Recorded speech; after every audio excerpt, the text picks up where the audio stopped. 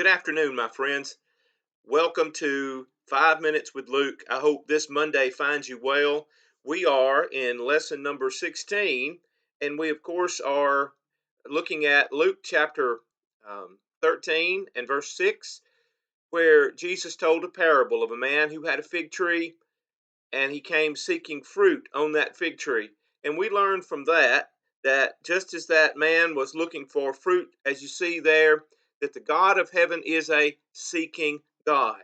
And that took us to Galatians chapter 5, verse number 22 and number 23. And we are looking at the fruits of the Spirit. And we have looked at the fruit of the Spirit is love and joy and peace and long suffering and kindness. And now Paul also tells us in Galatians 5, verse 22, that the fruit of the Spirit is goodness. What does it mean to be good? If we are understanding Luke chapter 13, verse 6, that Jesus is telling us that just like that farmer looked on that tree for fruit, that God is looking into my heart, my life for the fruit of the Spirit. What is goodness? If God looks into my heart and into my life and he's looking for goodness, does he find it? He said, well, of course, I'm good. I don't do bad things.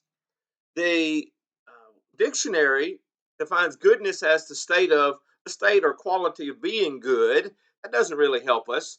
It goes further in the second definition to tell us that it is moral excellence or virtue. That helps a little bit. But when I understand that I pick up my Bible and I'm reading in Galatians 5, verse 22, that the fruit of the Spirit, I now understand that God is looking into my life and I want Him to find goodness. And I dig deeper into this word. This word goodness in the Greek has the idea of moral, or rather uprightness of heart and life. You have to stop and think about that just a little bit. What do you mean, uprightness of heart and life? Do I have a heart that's upright? Do I have a heart that's good? Well, let's go back and think about that just a little bit. What does, if I'm reading there, what does goodness, the fruit of goodness, look like? If God sees it and it's there, what does it look like in my life? What does this uprightness of life and heart look like? In Romans chapter 15 and verse 14 rather, Paul writes, now I myself am confident concerning you, my brethren, that you also are full of goodness, filled with all knowledge, able also to admonish one another. Filled with goodness, this idea of uprightness of heart. You know, it's one thing we tell our children, you need to be good. And if we're not careful, we mean that in its loosest form.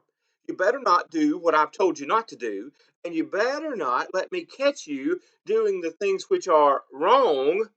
In other words, be good. But please understand that you and I, if we have the fruit of goodness, if God finds the fruit of the Spirit, goodness, we're not just simply able to say, well, I can give you a list of things, this one, this one, this one, this, that I don't do.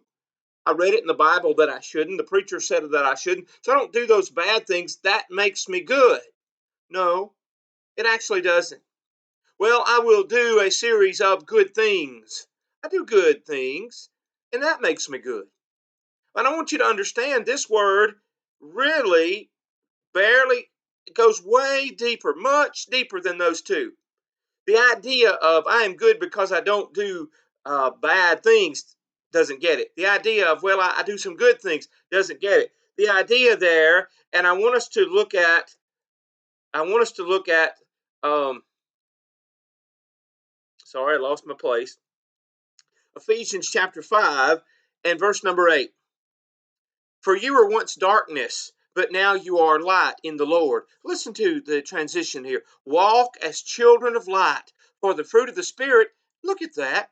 The fruit of the Spirit is in all goodness, righteousness, and truth, finding out what is acceptable to the Lord. You see, if you and I, if we bear the fruit of goodness, then we are striving to find out what's acceptable to the Lord, and that becomes who we are on the inside. And we are exuding from the thoughts we think and the words we speak and the behaviors of our everyday life, the goodness that God would have in us, that we have because we belong to God, because we serve Christ. So I ask you the question, I go back to Romans chapter 15 and verse number 14. Are you full of goodness? Have a good day.